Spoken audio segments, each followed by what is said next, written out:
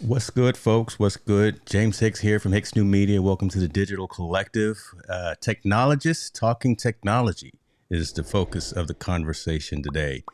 I got some folks behind the scenes. I got one of my two guests behind the scenes. I'm sure my other one is on his way as well. So when we have a full panel, it's going to be amazing. But sit back, relax. Listen, we're going to talk about all things technology, consumer and enterprise, applications that you utilize, applications that we utilize, some security aspects, and listen, take your questions about anything you may have technology. You ready? Let's get into it.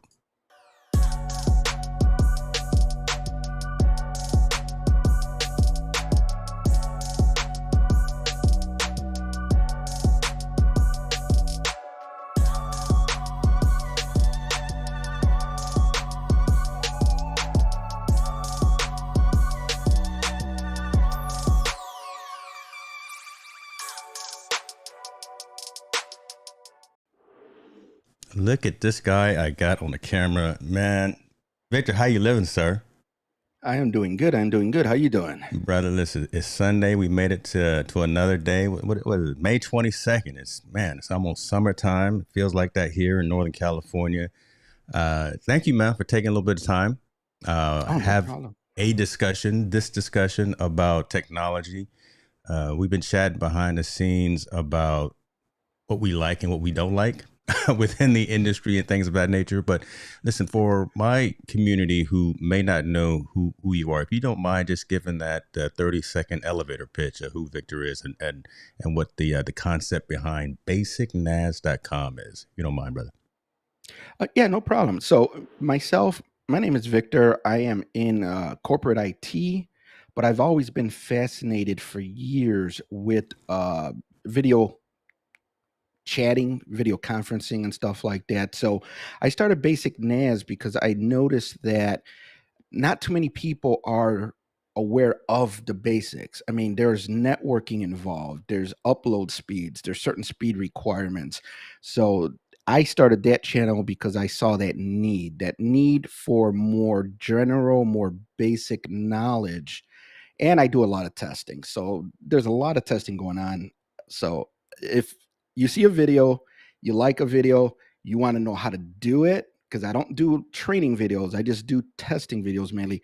You need to hit me up and be like, hey, love it. How did you do it? And trust me, another video will come to show you all the details. I love it, man. Appreciate it. And that's incredibly valuable, I think, right, to the community because I, for one, at the beginning, and I made an assumption that your NAS stood for network attached storage. And we were talking Oh, about yeah. this behind the scenes. Tell folks what basic NAS means from your definition. Yeah, it's basic NAS. So it's networks and streaming, Yeah. because there's networking involved when it comes to streaming, and I want to talk about like the basics of it. A lot of people don't know the basics of networking. They're just like, you need internet. It's more than just internet. Yeah, man. It's more Yeah. than just a Sony camera. There are so many devices, and there's multiple parts to streaming. Mm-hmm. I mean, the fact that folks that stream, folks that go online, folks that are wanting to be content creators, right? Love it. I mean, love the fact that folks are looking to share their story with the community and things of that nature. But think about the infrastructure first. Is pretty much what you're saying, right? Understand that Yes. you can't just be on a mediocre. You can't be on AOL anymore, right? You can't be on those old school internet. I just probably dated myself, right, with the AOL and the CompuServe types of connectivity. But even the 1 gig speed, right, that you typically get from your cable provider is questionable in terms of if you're trying to stream at high quality. Like, look, right now we're going out at 2K, right? So everything is going out at 2K, and you definitely got to have a high enough, not download speed, but it's your upload. So talk a little Upload bit about, speed. right. So differentiate between that again for folks that may be behind the scene who are just trying to get into networking and streaming, but understand the difference between when you run a speed test. What is it that you're actually looking for when you're doing that? Right. So when you're running a speed test, you normally get two numbers. You're going to get your download speed, which is how fast you could bring something in. That's the easiest way to think about it. How Mhm. fast you could bring something into you. But then the second number, which for most people is going to be a lot smaller, not always, that's your upload. That's what the speed is for you to send things out. And I think one of the things a lot of people don't understand is when you're doing something like what we're doing now, you're using both, you're using download and upload. Yeah. Someone that is watching this content, they're bringing it in. That's download. But for you, for example, you said 2K, you're uploading this stream at 2K. That is not something you could do with 1, 2, 3 megs of speed. Yeah. I'm assuming you got probably, 15 to 20 at a minimum to do this kind of thing. And that's the thing. You kind of got to get used to the numbers, see what the numbers are, and go from there. I That's mean, true. it takes speed, and also keep in mind that this is shared. So if you have multiple people, like if you got your kids trying to do their Twitch channel and you're trying to go live, You got the family streaming and watching YouTube on watching other things on YouTube instead of what you're doing on YouTube or watching Netflix, and there may be a problem, right? There could be a problem. Okay. oh yeah, definitely, definitely. It's good to see some folks popping into the chat. Hey, Matt, hey, appreciate you for joining, Jim. Listen, don't get put on timeout like you did last time during the stream, brother. We got love for you, man. So you back, but no, appreciate you for being here, man. Dad, I see you there as well. Yeah, you know, brother. But let's be cool. Talking about that shared connectivity, I think let's just stay on the networking side just for a minute, because again, Yeah, yeah, folks tend to ignore that or don't pay as much attention to that when it comes to, again, the infrastructure piece, always worrying about the right. production side, what it looks like, what it sounds like, and all of that piece. But getting that back end set up. Are there options for folks when they live in a specific area and all they have is Xfinity, all they have is Spectrum, all they have is consolidated communication, whomever their internet cable provider is? How can folks increase that bandwidth, right? If all that they have in their particular area, if they don't have Starlink, right? If they don't have the Tesla internet yet, or something of that, or they don't have was it Google Fiber, how can Right. I increase my throughput if all I have is, I'm just going to pick on Xfinity because that's who is prevalent here in my It's area. pretty. One thing that I've been playing around with recently, and if you're not familiar with it, it's called Speedify. Hmm. And to me, the reason I say this is because this is more of a basic. Again, that's my whole thing, basic. I don't want you to be like, okay, now I got to buy this box. I have to create this server. I need to do all this channel bonding and all this Hmm. stuff. Speedify is a piece of software that will take multiple internet connections and bond them. They will create multiple VPNs and keep an eye on all your traffic that you're trying to stream, and literally pick out the ones that are like the best ones, and like bundle it together. I mean, it is so like high tech on their end, but the main thing to understand is you could bring in like anything. So if you have your phone on a hotspot, you could run a cable to your computer with that.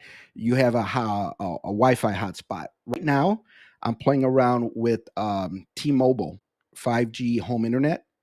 So I literally have two internets going into my computer. So I have the 5G from T-Mobile coming in, and I also have Comcast.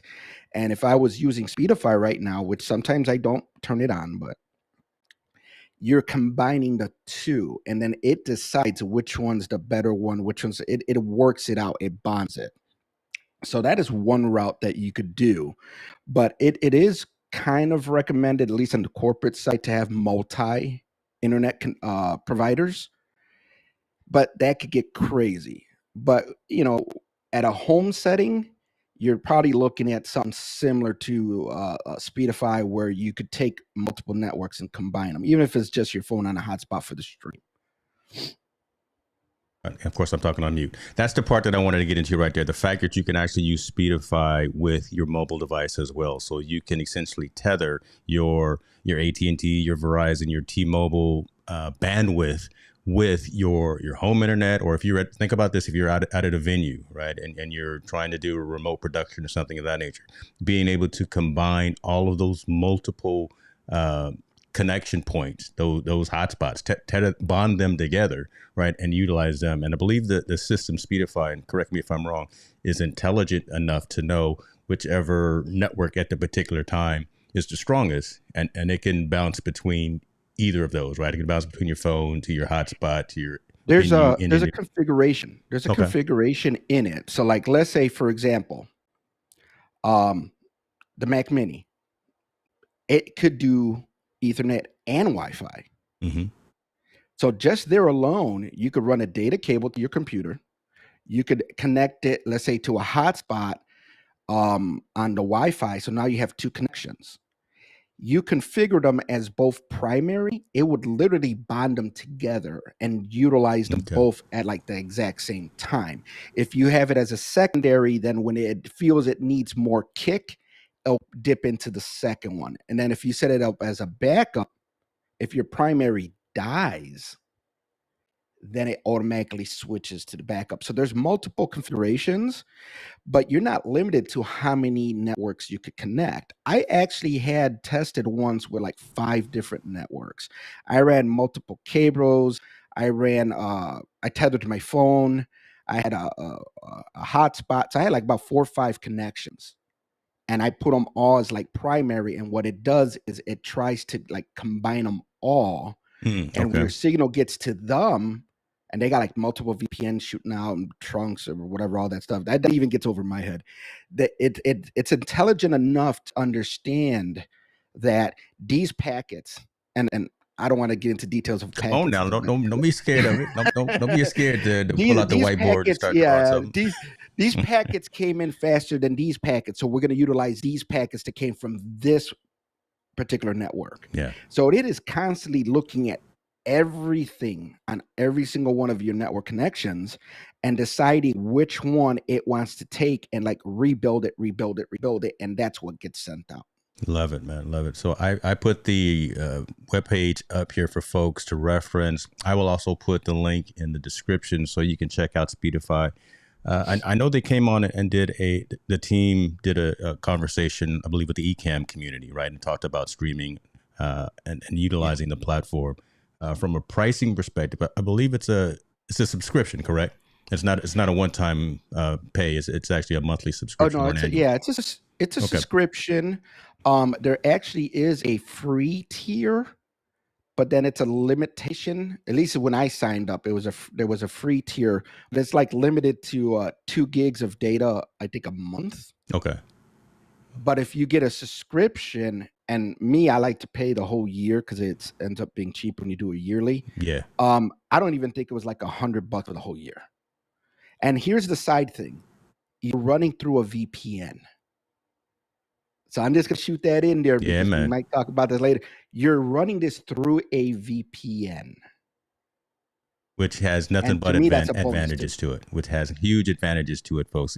So we'll talk about VPN, virtual private network, but I wanted to bring up Chief's question. Appreciate you for being here, brother. Victor, your thoughts on, because we were talking about internet Right, connectivity right. and ISPs and things of that nature. Google Fiber, right? I think I I don't wish have it. I had it. I I was wish gonna I say had I it. don't have it. I want it. I check like monthly to see are they deploying in my neck of the woods, and every time some of my friends who have it say how glorious it is, I cringe and wish bad things on them. But what do you have in your area? Do you have Google Fiber at least proposed to We come to your have area? um they're always saying coming soon, subscribe, Coming they'll let you soon. know when it's in the area, this and that. But here's the thing. And again, going to like the basic understanding of networking. Fiber, true fiber Mm, is like I mean, anyone that could get fiber, especially and not, at a good price and not pay, a couple $100 for it, you're gravy. yeah, There's a difference between fiber connections and dealing with something like satellite and and Comcast and this and that and 5G. Fiber is considered to be like top. That's what companies try to strive for. Yeah. And the more speed you could get fiber, the better. And if I'm not mistaken, I always say the word wrong.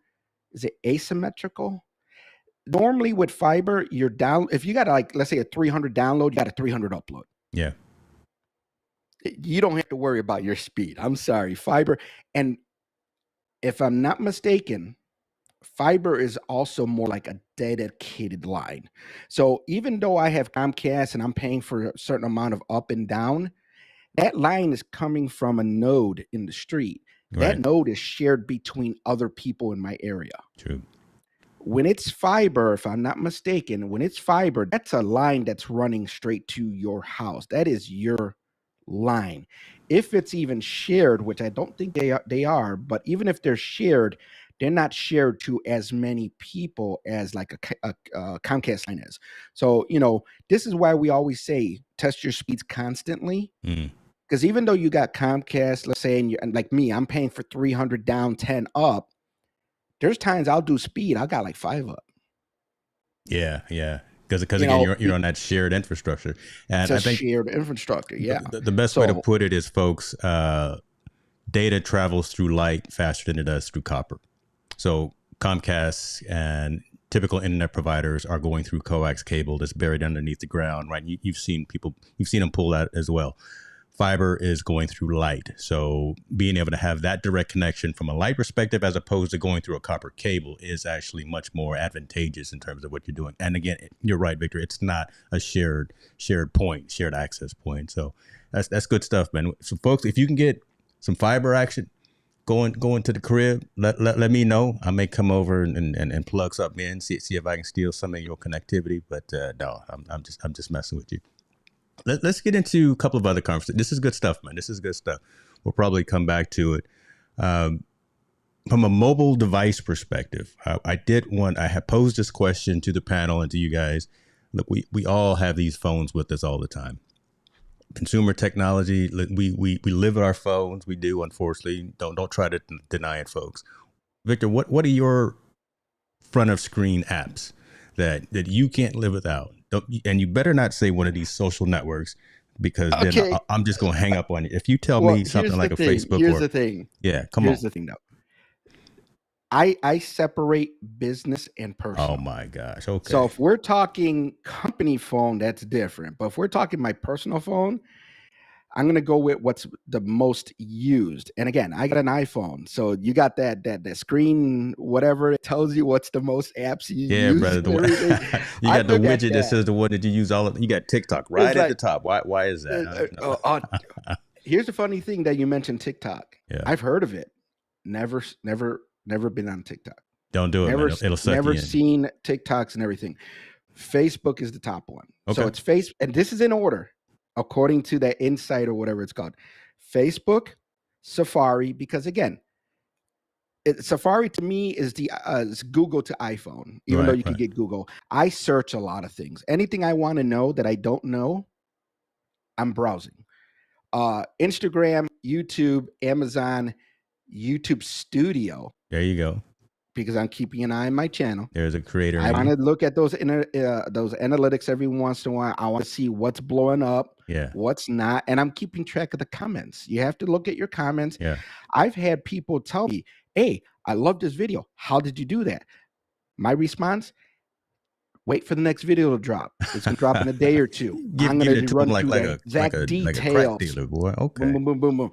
Yeah, and then obviously Gmail. Gmail's last on my list. All right. So that's interesting. You use Safari as your browser, the built-in iOS, but instead of using the default Mail app, you're using Gmail instead of configuring the Mail app for Mail. Yeah, because I have several emails. there's a different story. Okay. I probably have like 6, 7 emails and stuff. So what I do is with the burner accounts going. Okay. I kind of keep them separate. So the built-in one probably has like all the older. I still need them because certain things are attached to them, but it's normally spam. Yeah. And then the Gmail, because I personally feel, I don't know for a fact, but I personally feel if you're dealing with Gmail, use the Gmail app. Just like Outlook. our company, we use 365 now. We use the Outlook app. Why? If I want to yell at someone, I want to yell at one person. I'm going to yell at Microsoft. Yeah. Hey, this is their app. How come it's not working with your email? So I normally tend to use the app that's associated with the service. Gotcha. Yeah, that makes sense because again, they're going to add more feature function and interoperability, right? If you're using a Gmail account, use a Gmail email address. I mean, application as well. Okay, I'll give you that right there. All right, let me see what I got. Oh, mine is embarrassing. All right, here we go. I'll tell you what my top. What is it? The top 8, right? Because I have that widget going as well. The Tesla app, Twitter. Shouts out to my Twitter fam. I see y'all in the audience here, and I see you guys online too. I got to keep up with my Twitter fam, the community there. I'm gonna save this one last. The YouTube Studio, Facebook, but I hardly ever go on Facebook. So I know my family is probably, if they're watching and listening, they're like, "But James, you're never on Facebook." But again, I push instead of pull a lot of times. Instagram, and these last 2 are not technology related. iRobot, that's my vacuums, The my vacuum. automated Okay, vacuum. Now yeah, listen, brother, I gotta keep my robots going. And Oral-B, I've got a connected toothbrush that tells me exactly how long to brush and where to brush. That's me. So I'm slightly embarrassing, but that's it. Oral-B and iRobot are 2 of my top apps. But you're right. YouTube Studio, my Tesla app, and Facebook, yeah, but again, and Twitter, those are my top apps as well that are just used on a continual basis. And again, staying in touch with the community, staying in touch with the channel, making sure that the content putting out matches and is relevant to the community. And then I got to keep the teeth and I got to keep the house clean. So there we go. Yeah. And not to say that we don't have 100 to 200 apps on our phones. Those are the ones that is like, yeah, every 5 minutes is like, did I get another view? Did I get another view? Yeah. Yeah, ton of pages. But that's funny. I am actually starting to use, from a technology and from an app perspective, since we both talked about iPhones and the iOS platform, I'm starting to do a lot more on the Amazon Live curator side because for some reason it's only iOS focused, and I will probably chop some of this content in this segment up and do kind of an Amazon Live shopping experience as well, right? If we start talking about specific equipment and things of that nature, but been really moving into shoppable videos, been moving into using that platform to help folks who are already shopping anyway, using our subject matter expertise, bringing on folks like you who know about networking, who know about streaming, who know about the infrastructure side, and putting out those suggestions to folks either getting started or who are along that journey. So that's cool. I just wanted to test you and see what it was that you were using. That's cool. And again, that's the personal phone. The company phone. Oh man, what you got on the personal phone? That's different. That's the personal phone. Company phone. It is like I have one folder alone to deal with the IT side. Okay. So we have like Meraki equipment at a lot of our organization. Yeah. So I have a Meraki app. That way, at any point in time, I could just grab my phone, hit it, boom. I could see every single network in our organizations. Yeah. I have logged me in. If I want to, I can remote into anyone's computer. Is that still around? From my phone. Is that log me in? Wow. Okay. Yeah. Yeah. All right. Yeah. So, I mean, I have things like that. I have Active Directory on my phone. If I have to change your password and I'm fishing, if that day ever comes and I see that email, change my password, I could literally log into our system through my phone and reset your password. So those are the kind of apps that I use probably more, other than clocking in and out, because we're one of the few departments that are so mobile. Yeah.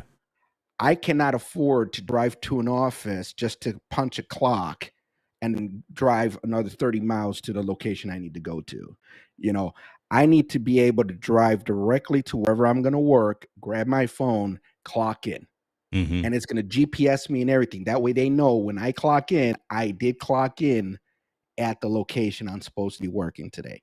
So there's a lot of apps that are work related, and again, it's the work phone. So I love it. No, you know what? And that's a perfect segue into the next conversation that I wanted to have. And shouts out to the man, Monty Weaver. I subliminally sent that message about shoppable videos because I was actually talking through him to him.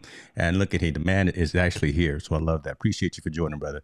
Um, on that work device, you're not connecting to that just randomly and just unconsciously.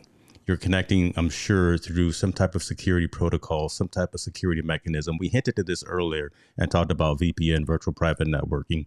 Let's talk a little bit about that, what that is. Let's talk a little bit about two-factor authentication, the need for that, and why folks on both the enterprise side and the consumer side need to start taking advantage of two-factor authentication. I know you get the pop-ups from Google or from Apple or from all these other places saying you should probably implement it and you don't want to.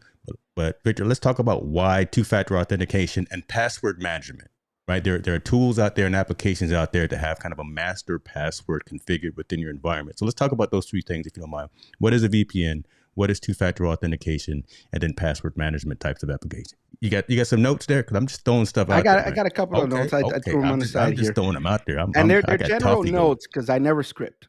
I never script. I flow.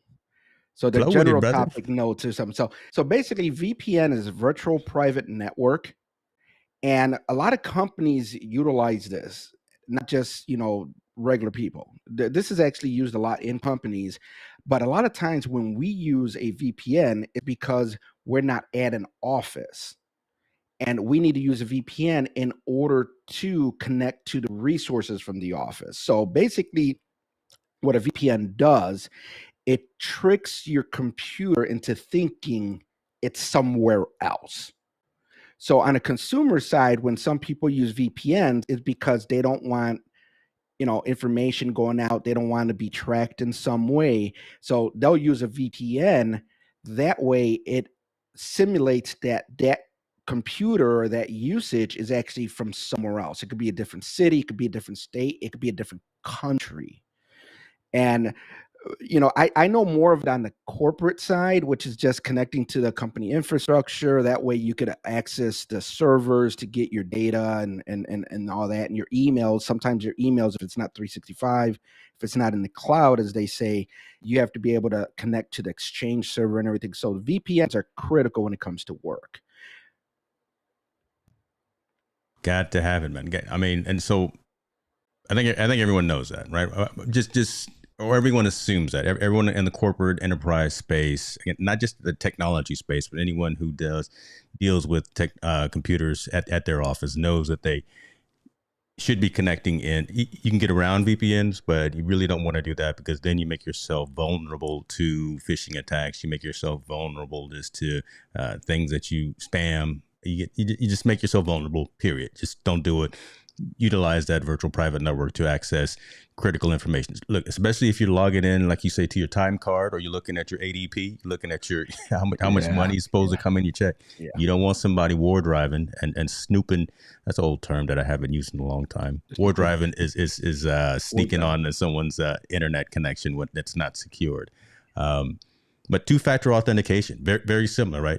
I'm sure you take advantage of that as well? It's actually mandatory now with the organization. Okay. So when we switched from our onboard or on-site Exchange server for emails, and now we're moving all our organizations little by little to Office 365, two-factor is mandatory.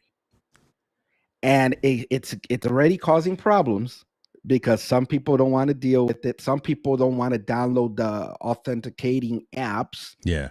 So which one do you use? So let's get into this, because there's many different authentication apps. I use two. I use two because I don't know why. It just happened that way. It's like I start linking numbers. Things, the next thing you think something. So I use Google Authenticator. Yeah. For about 3 or 4 different things that I work with.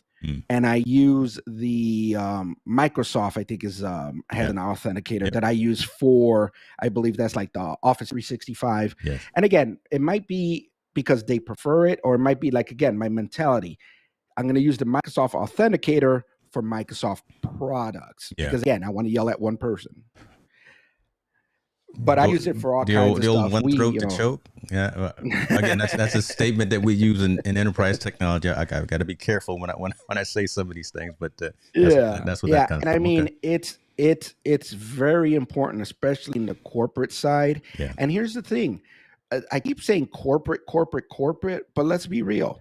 A lot of people that are streaming now, that are building this platform, Mm. they're starting to turn into a small business. Talk about that. Talk So about the you got to importance start, of that. Yeah. yeah, because now you got to stop thinking of that uh, uh, consumer level and start thinking of that small business level. As a consumer, sometimes we don't think about these kind of things. We don't use two factor half the time. We're too willy nilly, as the Yeah. term is. But once you start doing anything that's more business, now you're more visible. Now people are going to notice you. People are going to want to attack you. So you need to be even more careful, more diligent when you go from just that regular Joe in the street to someone that's in the public eye. Yeah, yeah. Protect yourself at all times out there, folks. That's pretty much what it is. And let's not assume as well. Two-factor authentication for folks who may not be aware. And listen, raise your hand if you don't know. It is a second layer of authenticating that you are you. When you're trying to log into like your bank or something, into Wells Fargo, they will send you a text message or an email with a string of characters or a number code that you type into the website. It's a second layer of authenticating that it is you, right? No one else is going to obviously have your phone. No one else hopefully is going to Yep. have that email address and log in. So if you're logging into that account or that service, that you can actually authenticate with that secondary code that they send you to your alternate device. So that's the idea behind two-factor authentication. And I mean, if you think about it, most passwords are so weak. Most people, I mean, there's Yeah, what's called the best practice, yeah, but most people don't even know what the best practice is outside of probably the corporate world. mhm, So when you start talking about, oh, well, you know what, I got a good password. Yeah, but you use that password on every single thing. And next thing you know, let's say so and so ends up having a breach yeah, and private information got leaked. Now they got that password. What do you think they're going to do? They're going to use that password and username on anything and everything they could find until they get lucky enough to get into your account. I mean, I ain't going to lie. I ended up getting a Verizon bill once come to my house. They actually shipped phones. Verizon actually shipped two iPhones to my house. They were supposed to ship to my house. yeah. Before they came to my house, they got redirected to New York. But Wow. I was getting these emails, and I'm like, what the heck? Then I got a bill saying that I owed Verizon money, and I'm like, no, no, no, no. They ended up ordering two phones and starting phone service under my name. And I argued with Verizon and told them, hey, aren't you supposed to verify? Aren't you supposed to have like social security number? Are you trying to tell me these people had my social security number and everything? Oh my How did they gosh. order phones and all that stuff? And they're like, oh, you know what? We're gonna send it through the fraud department. We're gonna cancel this, and that. And I mean, you never know. You will never know where your information leaks from and who's gonna take advantage from that. That's why after that, two-factor You got to do it, authentication. man. Listen. Sometimes people wait until they get that slap, and then they realize, oh, let me start doing this. Let me start using different passwords. Yeah. And that leads to the next one, password management. Got to do. That's I mean, important. so I That's was going to ask important. you too, right? Because you mentioned about that, and I know a lot of folks, and I know unfortunately some family that has gotten caught up into some of those scams and schemes, unfortunately, and had some of their identity taken. Not a whole lot, but for those hackers out there, it doesn't take a long time. Again, if you're utilizing the same password across multiple platforms to get into anything else that you're doing. Oh, you bank with Wells Fargo and you use this password. Oh, I bet you have a similar password. Do you maybe bank with Bank of America? Do you maybe bank with Yeah. Golden One, right? And again, maybe even the same username. So that stuff can triculate and domino down and be really quick when you have, automated systems that are going out there. the dark side of the internet and the dark side of being connected is unfortunately very dark. So protect yourself. Maybe that should just be the theme of this whole thing. Protect yourself at all times, folks. But now, okay, let's get into password management systems and the, the criticality of actually using them. Do you use something to manage your passwords? I I do at work. So we Okay, do at work. I tried for my personal use, and I think I had mentioned this before. I don't know if it was with you or someone else. I'd have such a bad memory. I forgot my password to my password manager. I've been there. You only have to remember one password Yeah, because the password manager would generate all the passwords for you, save all your passwords. And again, people don't like the extra steps, but it's for your own safety. yeah. You log into your password manager, you open up the browser that you need, you go to your banking information, and when they ask for your username and password, you literally copy and paste it from the password manager. But you have to remember that one password. Yeah. And my problem was I wanted something 100% different, a lot harder. And I'm gonna drop a nugget on some password creation tricks if you want to make your own. But Okay. and I just forgot it.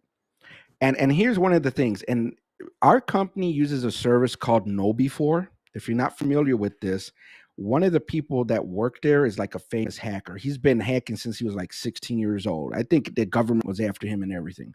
And what they do at this company is they try to train the weakest link, which is the user.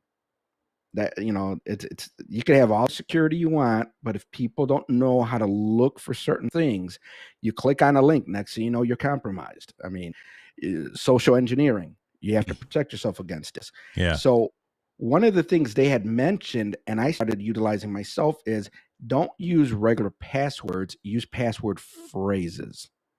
If you have a poem that's like your favorite poem, and there's a certain part of that poem, even though it's probably like 15 to 20 characters long, but it's like your quote. This. You can use that as your password. Me, I start thinking all kinds of crazy stuff. What's the first? Think of four things you do. The first four things you do in the morning in order. Well, I just told you mine because I got the That's Oral B app on, as my key app, and then vacuuming the floors. It's a that shame, right? that That's what happens when you that's get an your old man like password. me. That's your password. Switching letters or numbers. Instead of an Oh, E, okay. put I a got you. three. I got you with that one. That's good. Yeah. Okay. So instead of a three, you do an E. Instead of an Yeah. O, you do a zero. Instead of an L, you do a one. Right. I You do know, that too. there's all these little tricks. I mean, I, there's all these little tricks. I love it, But man. you can't keep saying God is great. I know God is great, but you can't use that as your Capital password. G, lowercase g. Oh, no, switch it up. Switch it up. We're going to go into some of these password managers here in a second because I got a couple of them up that I use as well. But the second person of the panel has been able to join behind the scenes. He's in Atlanta traffic. We're going to holler at him just for a little bit and see what's going on. Ladies and gentlemen, Corey Tallboy Sanders is in the building. Sir, talk to us now. Somewhere between this level and that level. Oh my God! Hey What guys, what's going on? what are you ordering something at the drive-through? No, this is the stream has just gone to another whole nother direction. Talk to us, man. What's going on? It's going to a whole nother level. How you guys doing, man? How you guys doing? All right, So all far, right. so So good. appreciate you for Can being you able hear to join in. I know you out there in them streets, giving people the tall boy experience, going out there and engaging and interacting with celebrities and entertainers. Tell the folks who may not know who is Tall Boy right quick as we pivot to you. Man, and you driving? Oh Lord, please be safe. This man I'm is actually driving. I'm trying to get out of not pay. I'm trying to pay for the parking so I can pull over to the side so I don't get stuck in this horrible or horrendous traffic at this expo here in Atlanta. So don't judge me. I'm in the parking lot. So as soon as I come out of the parking lot, I'm gonna pull over to the side so we can do this. But I do not want to get stuck in this parking lot that happened. That's filled all the way up to like the sixth floor, and you have to wait until everybody pays with their credit card. So, okay. Okay. uh, my name is Corey Sanders. I go by the name of Tall Boy. I'm a tech enthusiast. I'm the host of the Lab Tech Show that airs on Wednesdays on YouTube at the Lab Tech Show. James Hicks and I, we were the creators of that show. I love tech. I can talk tech. Consumer tech is really my specialty. And then outside of that, I'm a content creator. I like to shoot video. I try to pose certain questions to make people feel special, make them get that oh wow moment out of them, if that makes sense. And basically, I've been doing this for years. And outside of that, that's it. I love it, man. Appreciate you, brother. So we've talked a little bit already about apps on our. So hold on, I'm gonna ask you that, and hopefully you can do it safely, and then we'll go back into the into this password I'm in management. Atlanta, man. This is what we do.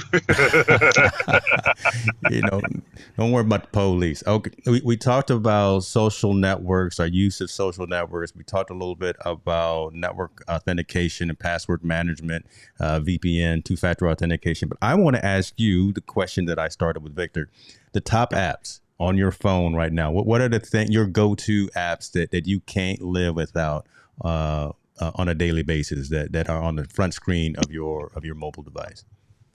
Outside of Facebook and outside of Instagram, as you call it, you got that's it. Chin? All right. Oh my gosh, he getting stopped at I had to the. pay the money, man. Okay. Look, they using credit cards. At least I paid cash, right? Don't judge me. Comedy here, folks. Come on now, bring it. You Hey, didn't took us to another level. Go I ahead told you now. to pull over to the side so nobody don't judge me. And you'd be like, he driving with his cell phone in his hand. So I'm just trying to get out of the parking lot so I don't get stuck in this traffic. So don't judge me, y'all. Just I'm give me going to be 1 the second. last one to judge you, man, because back in 2009, 2010, I was driving around with a laptop, a router in my car, and a camera on my dashboard. And I was literally driving to work, back work, live streaming, all that on Justin TV. So I ain't going to judge you. I can't make this stuff up, folks. Hey man, hey, this is what makes the live stream the live This stream. is it, You right? can't just have a We are regular definitely text video. entertaining, You're doing enlightening, and regular thing. educating. That's right. There you go. So the top apps on my phone. It's funny because outside of Zelle and Cash App, I do a lot of the travel apps such as Ryanair.com. I'm not sure if Mm, you guys are familiar with that one or not. mm-hmm. Um, XE, the currency app. Um, that are like top apps, but the new social networking app that I'm fooling with or I'm playing with right now is called Fanbase. I think I shared this with James, I think 2 weeks ago. And basically, this is an app to where you can actually monetize your content that you are posting. So, Instagram and TikTok, you do not get paid off of sharing your content, right? But over here, there's an opportunity for you to make money with fan base. So I've actually been playing with it for about 15 days now, and I wanted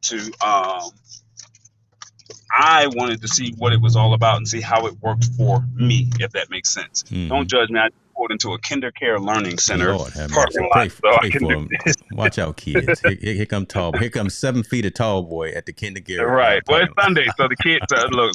So it's 7 feet, so the kids are not here. Okay. So basically, the fan base app, it's a way to monetize. You can make money. Now, I don't know if I like the payout structure of the company gets 50% and you get 50%. I don't know if I like that. Which you're actually getting a little less because you still have to pay those fees, if that makes sense. Mm-hmm. So I don't know if I don't know if I like that or not, but it's an opportunity for you to actually get paid on another app. Now that there's not a lot of followers there, so basically once you post content and if it's something that people like, then what happens? You give a love or you give a heart or whatever they call it. If you have great content, you can lock it behind subscription. So it's a $4.99 a month for a subscription, or you can say I'm just making one post and I can unlock it for 100 loves. So 100 loves is $1. So you get 50 cents, and the company gets 50 cents. So I don't know if that's really worth it because you could probably just say, "Hey, cash at me, and I'll share this content with you, and you get all of your money." So I mean, to each his own, right? Yeah. So it's another app, or it's a platform for building community that Correct. essentially. Okay. It's like Snap. It's like TikTok, Instagram, and Clubhouse combined. So the problem is they don't have the followers that they probably they don't have the numbers that TikTok and Clubhouse. And remember, they're only 2 or 3 years old. So Right. Instagram started in 2011, and you got to think the other company, TikTok, started in 2016. So, I mean, they're 7, 8 years old, respectively. So, when you look at what's going on when it comes to what this app is doing, you can kind of have an idea of saying you see the trajectory of what they're doing. Now, I don't Gotcha. know if their valuation is what they actually claim it to be, but hey, it is what it is. But they've got folks behind them because isn't Fanbase started or funded by Isaac Hayes Jr.? Is this the same Right, organization? Isaac Hayes Same. the third. Yeah, Isaac Hayes the third. So just because he's the founder of it, but I mean he created, and for the ones who are not familiar, there's an app called Start Engine where they're looking for investors, and we as the public can go in and jump in as early investors or early adopters. You just go on the startengine.com website, you see what is on the site that you would like to support, and they may have a minimum offering of $160, $250, and then they tell you what your shares would be of the company. So you can actually become an early investor, and that's kind of like how I got involved with Start Engine. Yeah. I mean, excuse me, with Fanbase. Yeah. Start Engine is the truth. At least I've had experience with them as well. I've invested in a couple of companies early on. A couple of them have turned decent. A couple of them didn't go as well. But again, it's not for the faint of heart. But it's companies that have at least gotten to a particular point to where they can at least have a public offering. Right. Let me ask you about this because I see them on your face, and Victor, we talking technology. This man got on his Ray-Ban stories, so I'm wondering why you didn't mention the Facebook Live app as one of your key apps. Talk to us about the Because I don't Ray-Ban stories on your face. believe it or not, I don't use it as often as I probably should. Okay. And it's not that I don't use them. And I'm actually about to start recording this right now. So, See, there you go. I'm a stunt. So you can see this white light right here. So it lets me know that I'm recording. But the average person cannot see that, right? So it's 30 seconds worth of video. You can take photos, and then it automatically uploads to the Facebook View app. I believe that's what it's called. Right. And then from there, you can share it to text message, video, WhatsApp, Facebook, or Instagram, however you see fit, if that makes sense. Got to love it. Victor, you're going to have to get you some of these Ray-Ban stories. I got a pair too, and they are the next iteration of Google Glass. And they actually look better. They're cool because they're actually the actual Ray-Bans, and you don't look like a cyborg. But being able to record video and photo as well, and not having to have a physical device in your hand or anything, that's what's up. That's what's up. I had to point those out. Folks, if you got questions or concerns about anything we've talked about or anything that that's on your mind, again, from a consumer or even an enterprise technology perspective, put it in the comments and let us have at it, because I got my two subject matter experts in the building here. One at the KinderCare parking lot, and Big fact. and one in his home studio. Shouts out to that. We were talking about, before you came on, about password management applications and platforms. We've talked a little bit about VPN, virtual private networks, and then also the usage of two-factor authentication, especially when you're like logging into your banking environment. Victor, you didn't talk about, and we were just getting ready to get into, what platforms do you use for like a master password usage? I know two that I specifically use, and I'll bring them up on screen, but let's go with Victor and then go with you, Tall Boy, about if you use any services for master passwords. KeyPass. And I think mainly because that's what we use at work and it's free. So anything that's free that's going to help me, that I trust. And the only reason I trust it is because my company's been using it for years, and I'm assuming they know what they're doing. And so I went straight with KeyPass, but I know there's several different ones. Some of them are subscription based, but now that's okay. You got me a little flustered there. You said because it's free, and I almost want to contradict that as a paradox, right? You're putting I know critical. free, I know free sometimes is like, no, anything that's free, don't mess with it. But to me, it's like, OBS is free. I Yeah. also use OBS. Doesn't mean OBS is bad. So yes, free is one of those things where you kind of got to beware. Is it more of beware because there's no support structure, or is it because security issues? And to me, it depends. It depends on what the app is and where you're getting it from. I'm one that it's not going to be like going to a torrent site and downloading a bunch of free stuff. I You're not mean, going I to remember Napster and what was it, download music anymore? Okay. LimeWire and all that other stuff back in the day. Yeah. No, free music ain't that serious if you're going to hack my computer. Yeah. But KeyPass is one of those free things. OBS is one of those free things where I feel personally it should be safe. Okay. I just want to throw that out there, kind of throw some salt on the wound, see how you felt. Tallboy, talk to us. What are you using if you do use any services? I think you had an episode on the lab where you had some questions about this as well.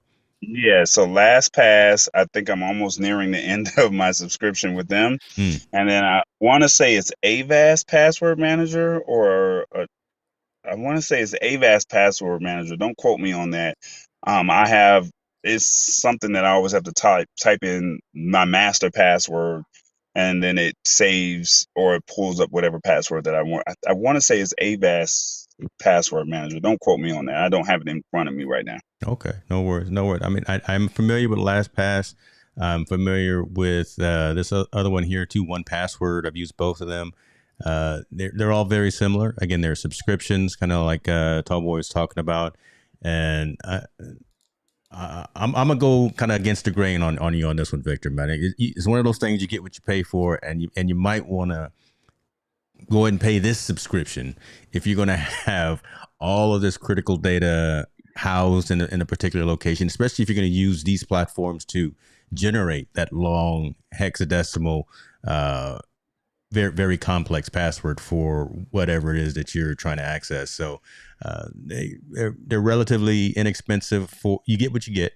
And you know, kind of understand that perspective. You just have to memorize that master password. Don't write that master password down, oh Lord, and put it in your phone or put it on a sticky on your computer, because that just defeats the purpose. And don't name it your mother's sister's dog.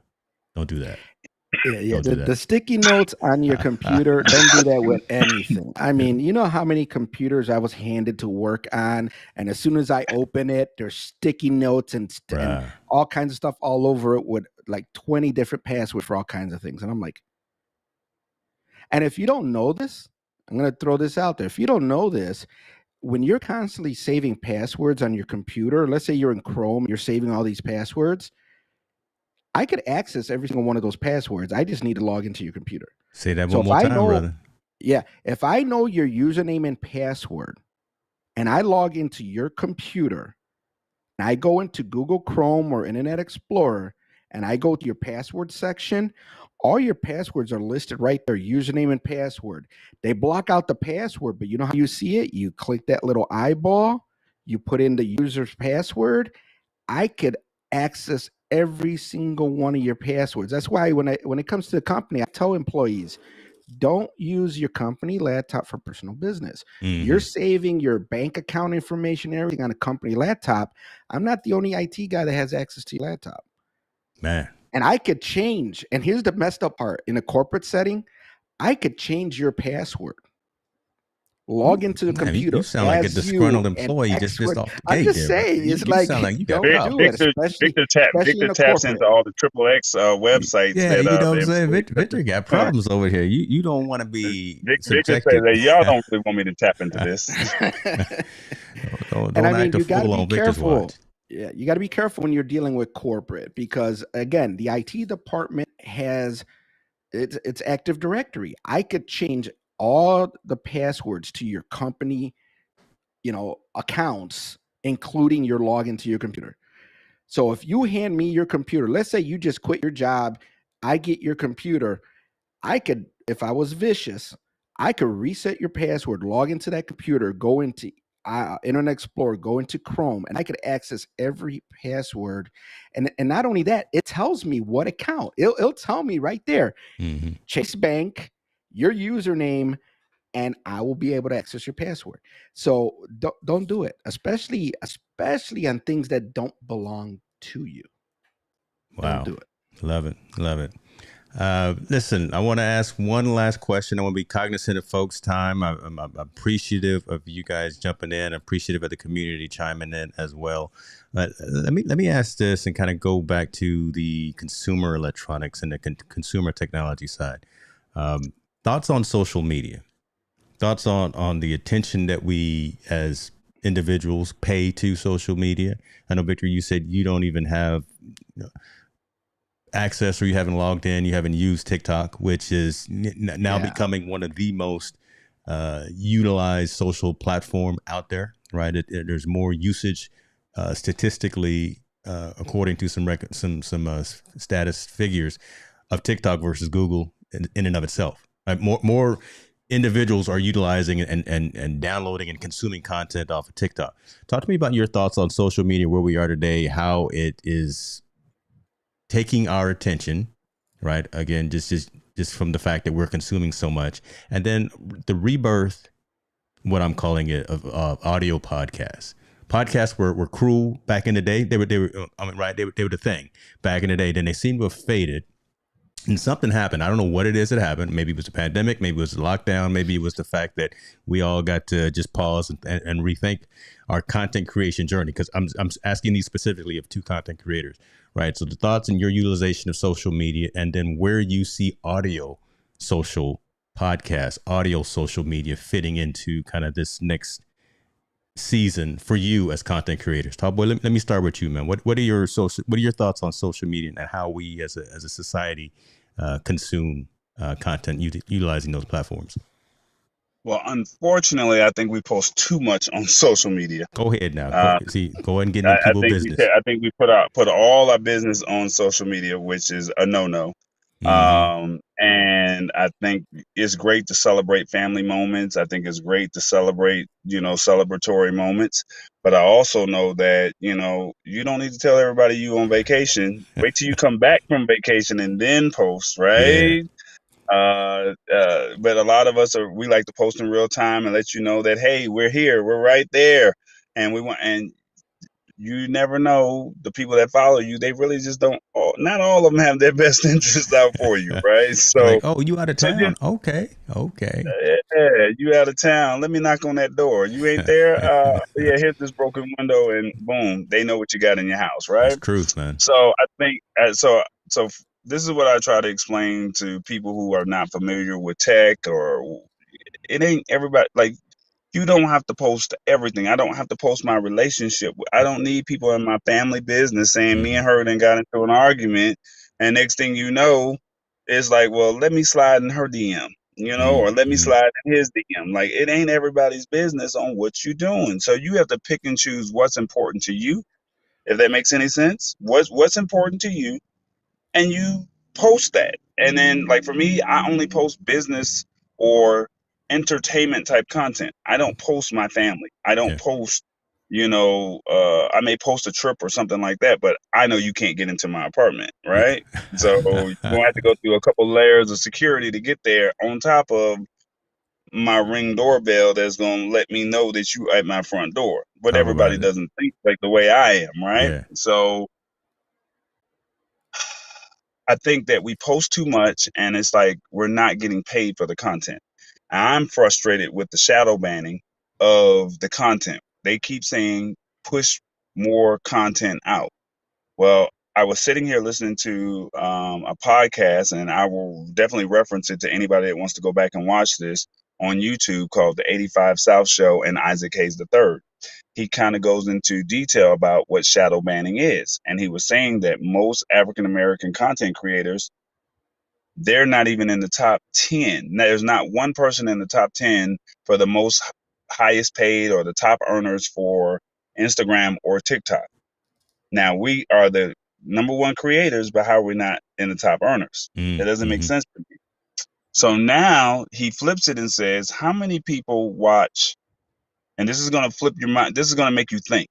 Critical thinking, right? How many people watch a Sunday night football game? Mm-hmm. Right? Let's just say 850,000 people watch a Sunday night football game. Who pays for those commercials? Nike, Ford, McDonald's, Chevy, or whoever other big box or big retailer or whoever, the name brands that we know. James has 850,000 followers. Victor has 850,000 followers. Are you paying for ads? Are you paying for commercials? You have the followers, right? You earn those commercials. I mean, you earn those followers, right? Because they followed you, right? And so you're posting content. You want all 850,000 people to see you. But you now get your content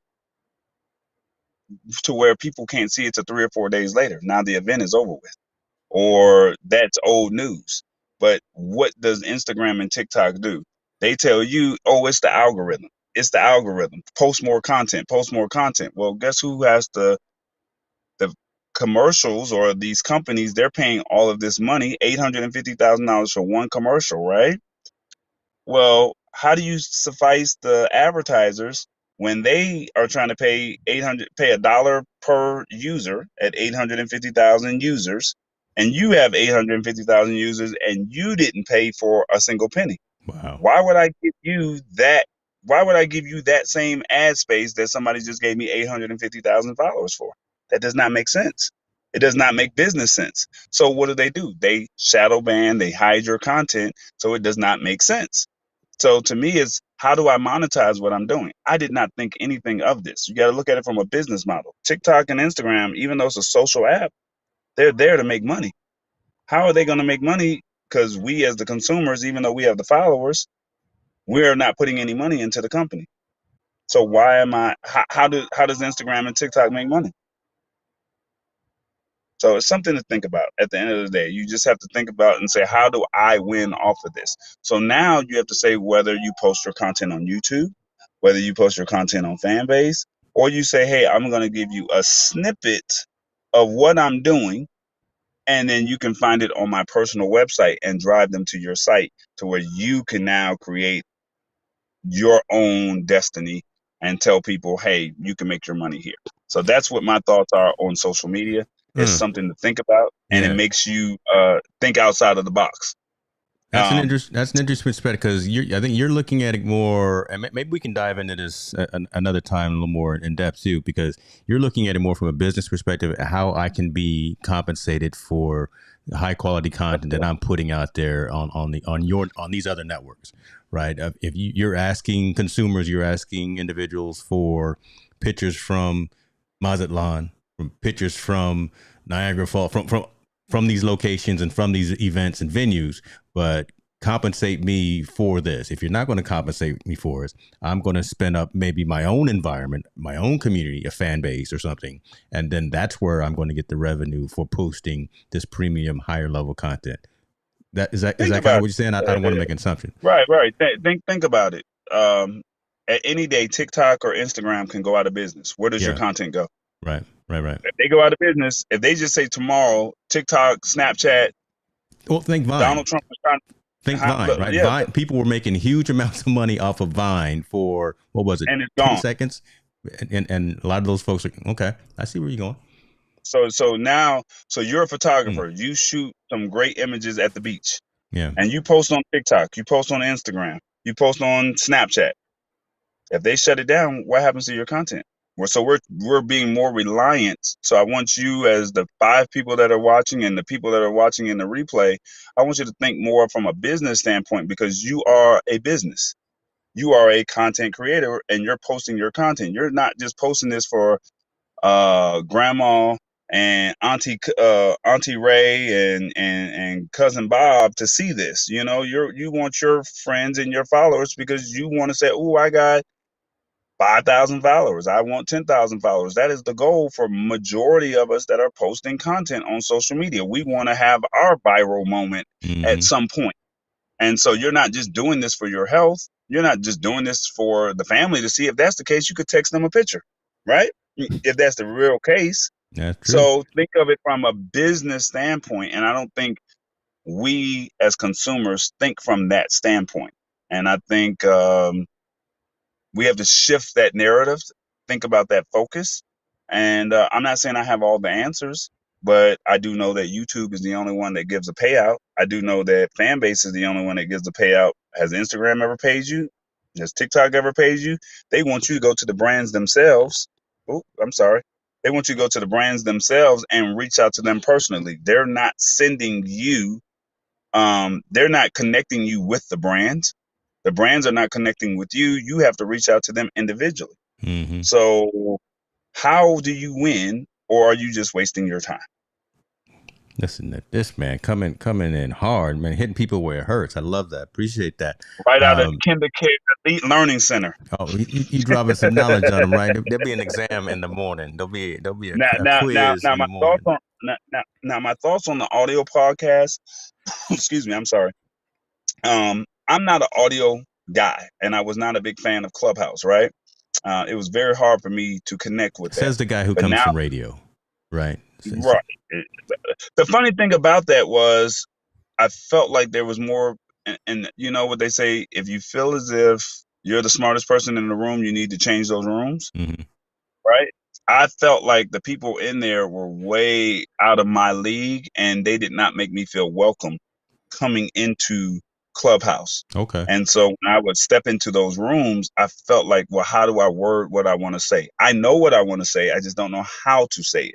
And then when I would listen to the rooms that I chose to jump in, I did not feel comfortable. Gotcha. Now I have gotten on this Fanbase app, and some people are full of crap. And then there's some people where I go in there and I learn a lot from. And now I have found my space to where I feel comfortable, or I found my medium to where this is my level. Gotcha. Now, I'm not saying Fanbase is the answer, because they don't even have 1 million followers yet.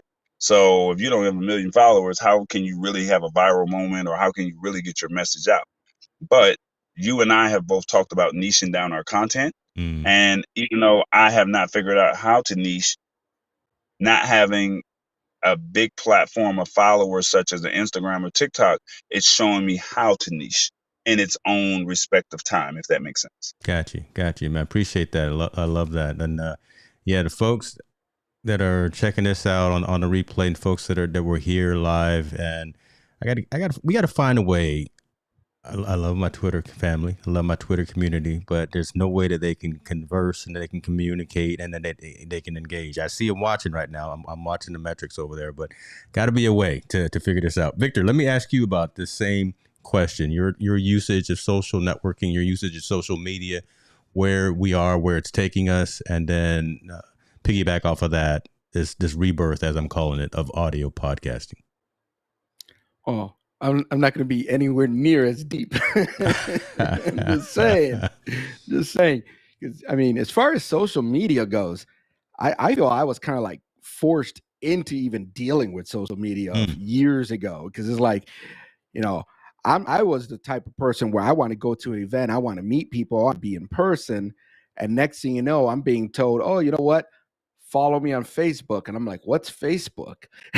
So now I'm creating a Facebook account just to socialize with all these people that I started meeting and interacting with when it came to, like, you know, my Dustin TV days, and, you know, my going to the car show days, and the drifting racing days and all that stuff. Whereas, like, oh, let's connect on Facebook, let's connect on Instagram. I'm like, okay, now I got to do an Instagram. What the, you know?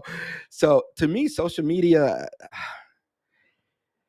never dealt with it before. Felt like I was kind of like pushed into it if I wanted to communicate with people, because it's like, again, and I think it goes a little bit in the security side.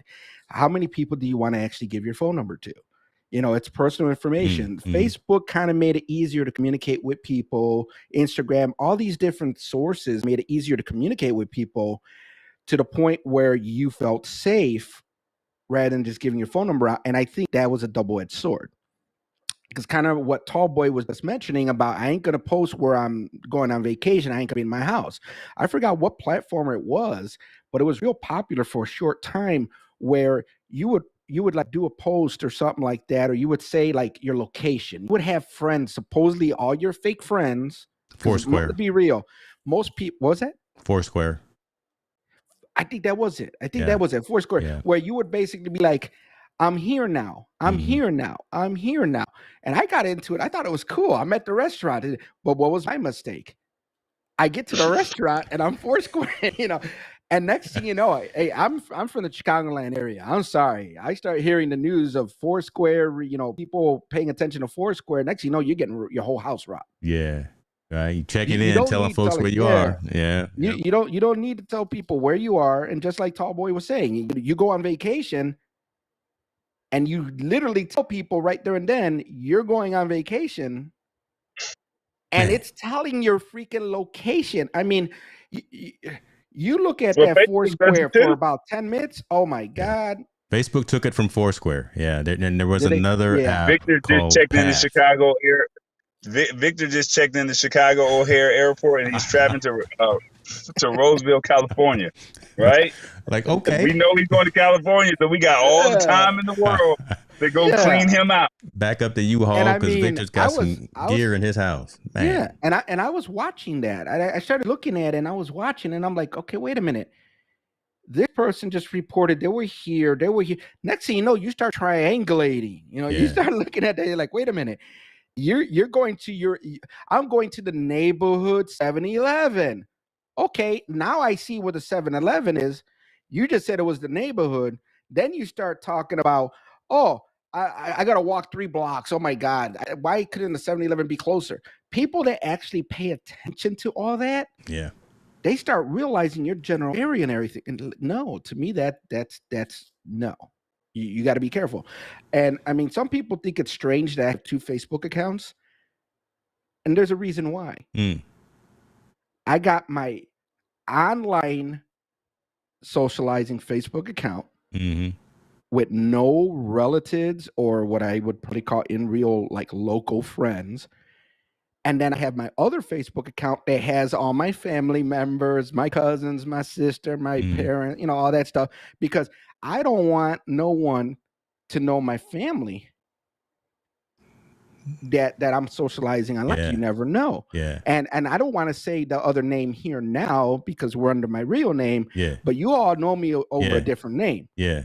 Yeah. No, that's you know what? People don't know who I am. There's a whole other hour right there that I think I would also want to be selfish. That alias.